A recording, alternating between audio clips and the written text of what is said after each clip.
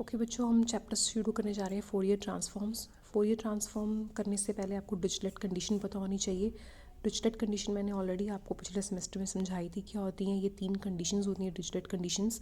आप इनको एक बार दोबारा पढ़ लेना कि फंक्शन इस इंटरवल में डिफाइंड होना चाहिए, एफ एक्स और एफ डैश एक्स इसमें पीस वाइज कंटिन्यूस होना चाहिए और पीरियोडिक होना चाहिए और उसका पीरियड 2 लैम्डा होना चाहिए। ये 3 कंडीशन डिरिचलेट कंडीशंस हैं और अगर फंक्शन डिरिचलेट कंडीशन को सेटिस्फाई करता होगा और एब्सोल्युटली इंटेग्रेबल होगा in interval minus infinity to infinity. Absolutely integral होने का मतलब है उसका मॉड इंटेग्रल होना, ठीक है। दैट इज़ मॉड इंटेग्रेबल होना मतलब ये चीज़ कन्वर्ज करेगी तो फंक्शन का आप फोरियर ट्रांसफॉर्म निकाल सकते हैं। और फोरियर ट्रांसफॉर्म के कुछ फॉर्मूले हैं, हम डेरिवेशन नहीं कर रहे हैं, हम सीधे फॉर्मूले के डिफरेंट फॉर्म्स दी हुई हैं। पहले जनरल फॉर्म है, that is function F X is equal to this, ठीक है ना। तो ये आपको फंक्शन दिया होगा, ये आपका फार्मूला है जनरल वाला। ये आपका फार्मूला है फोरियर साइन इंटेग्रल फार्मूला है और ये तब लगता है जो फंक्शन ऑड फंक्शन हो, ठीक है ना। कई बार तो वो डायरेक्ट पूछ लेते हैं कि फोरियर साइन ट्रांसफॉर्म निकाल के दिखाओ, तो आपने डायरेक्ट यही लगाना है, या फोरियर को साइन ट्रांसफॉर्म निकाल के दिखाओ तो आपने फिर ये नेक्स्ट वाला लगाना है। ये साइन वाला है, ठीक है। इसमें क्या होगा, अगर फंक्शन ऑड फंक्शन होगा तो ऑड फंक्शन है, अगर फंक्शन एफ ऑड है तो कॉस इवन है, मतलब कॉस इंटू ये इवन इंटू ऑड, ऑड बनेगा। ऑड का minus infinity to infinity integral 0 आएगा। अब यहाँ पर ये ऑड है, ये भी ऑड है, ऑड इंटू ऑड इवन, इसका मतलब ये ब्रेक होके ट्वाइस 0 टू इन्फिनिटी जाएगा, ठीक है। तो ये बन जाएगा। तो जब आप यहाँ पर बेटा फॉर्मूला खोलेंगे ना, कॉस ए माइनस बी का फॉर्मूला लगाएंगे, ये रिड्यूस होकर सिर्फ इतना रह जाएगा। आप चाहो तो ये से ये डिराइव कर सकते हो, अदरवाइज आपको ये फॉर्मूला डायरेक्ट भी याद होना चाहिए। सिमिलरली बेटा अगर फंक्शन इवन फंक्शन होगा तो ये इंटेग्रल 0 हो जाएगा और इसका ट्वाइस हो जाएगा, बिकॉज ये इवन है और ये ऑड है, तो even into odd is odd, इसलिए 0। तो आपका कोसाइन वाला ये होके जो फार्मूला है जनरल वाला ट्रांसफॉर्म होके ये बनेगा, तो कोसाइन वाला फार्मूला ये लगाना है, ठीक है। ये ऑड के केस में लगाना है, ये इवन के केस में लगाना है। और ये वाला बेटा ये कॉम्प्लेक्स और एक्सपोनेंशियल फॉर्म है। कॉम्प्लेक्स और एक्सपोनेंशियल फॉर्म में आपको ये फार्मूला याद करना है, ये और ये, ठीक है। क्वेश्चन में नॉर्मली वो पूछ ही लेते हैं, नॉर्मली क्या वो दे ही देते हैं कि आपको साइन निकालना है, कोसाइन निकालना है, कॉम्प्लेक्स फार्मूला यूज़ करना है। नहीं भी दिया होगा तो आपको देख के पता लग जाएगा। ये कुछ फॉर्मूलेज़ हैं, ये बिल्कुल याद कर लो, आपके क्वेश्चंस में यूज़ होंगे। आपको ये इंटीग्रेट करके निकाल सकते हो आप, बट निकालने की ज़रूरत नहीं है बिकॉज ऑलरेडी क्वेश्चन बहुत लेंथी होते हैं। तो ये इंटेग्रेशन सॉल्व करने बैठ गए तो बहुत टाइम लग जाएगा, क्वेश्चन जो मेन पूछा होगा वो नहीं हो पाएगा। So learn these formulae. इसके बाद I am starting with example number 1। Show करना है e की power minus A X is equal to this where a is greater than 0, x is greater than equal to 0 using the Fourier cosine integral formula. तो अभी इन्होंने दे दिया हुआ है कि कोसाइन वाला फार्मूला लगाना है, तो ये कोसाइन वाला फार्मूला लिख लिया। इसमें फंक्शन जो लेफ्ट साइड पे पड़ा है वो फंक्शन होता है, तो e minus A x function हो गया।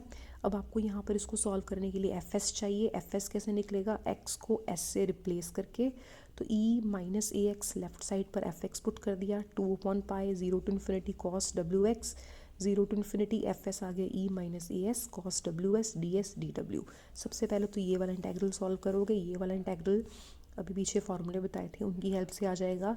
x की जगह s और b की जगह w पुट करके ये आ जाएगा, ठीक है। अब इसको सॉल्व करना है, इसको सॉल्व करने की ज़रूरत ही नहीं, सच आपको पूछा ही इसी फॉर्म में हुआ है इन्होंने, है ना, इसी यही कहा है, यही निकाल के दिखाओ, तो इसको फर्दर इंटेग्रल को सॉल्व नहीं करने की ज़रूरत, यही आपका आंसर है। एग्जाम्पल नंबर 2 में आपको शो करना है that this is equal to this using again cosine formula, तो वही सेम चीज़ करनी है आपको। तो यहाँ पर बस ये चीज़ याद रखना कि यहाँ पर इसको सॉल्व करने के लिए 2 से मल्टीप्लाई 2 से डिवाइड करना पड़ेगा, ठीक है। यहाँ पर फार्मूला लग जाएगा 2 कॉस ए कॉस बी का, ये फार्मूला लग गया cos A plus B plus cos A minus B. तो इंटेग्रल सेपरेट कर दिए, ये पीछे से वही फार्मूला नंबर 2 लगा के अलग अलग इंटीग्रेट कर दिया, इसको एक्सपैंड कर दिया, W square plus 1 plus 2w, ठीक है, 1 ऐड करके ये बन गया, ये भी सॉल्व करके ये बन गया, फिर एलसीएम ले लिया, ठीक है। ये बहुत इजी है, सिंपल न्यूमेरिकल है तो आप कर लोगे। थर्ड में आपने बेटा अगेन फोरियर को साइन इंटेग्रल फार्मूला लगाना है इस पर। अब यहाँ पर फंक्शन ब्रेक किया हुआ है 0 टू π/2 और π/2 के आगे वाली रीजन के लिए, तो इंटीग्रेशन ब्रेक करके सॉल्व होगी। फर्दर आपको शो करना है, सॉरी यही आपको शो करना है कि एफ एक्स इसके इक्वल है, तो फोरियर को साइन का फार्मूला पहले लिख लिया, ठीक है बच्चों। फिर उसके बाद आपने आई थिंक ये एक पेज आगे आ गए हम, जस्ट अ सेकेंड, हाँ जी। ये हमने पहले इतना निकालना शुरू कर दिया, यहाँ पर इसको ब्रेक कर दिया इन्होंने, 0 टू इन्फिनिटी की जगह 0 to pi by two infinity, because question में जो फंक्शन है वो ब्रेक करके दिया हुआ है इसलिए ब्रेक किया है। फिर एफ डब्ल्यू की वैल्यू डाल दी, 0 टू पाई बाई टू के बीच में एफ डब्ल्यू की वैल्यू दी हुई है कॉस डब्ल्यू, ठीक है, और अदरवाइज 0 है, तो ये यहाँ पर 2 से डिवाइड 2 से मल्टीप्लाई कर दिया, ठीक है, ये बन गया 2 cos A cos B, formula लग गया, इंटीग्रेट किया, कॉस की जगह साइन आ गया, 0 to pi by two integration की लिमिट्स पुट कर दी, ठीक है, यहाँ तक आ गए हम।